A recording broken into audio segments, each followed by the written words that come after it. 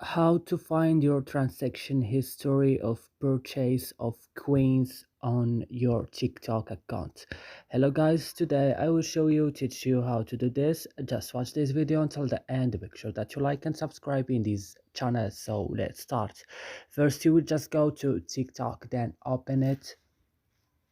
After this, when your TikTok is open, and you will just go down here on your profile, open your profile, then you will go here on this three line at the top of the screen, then you will go to the bottom of the screen and click on settings and privacy, and then you will go to balance and click, and then when balance is open, you will just go here and click on this icon at the top of the screen, then you will go to alt type, then change into uh,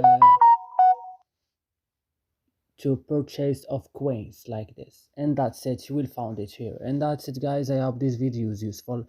Don't forget to like and subscribe in our channel. See you next video.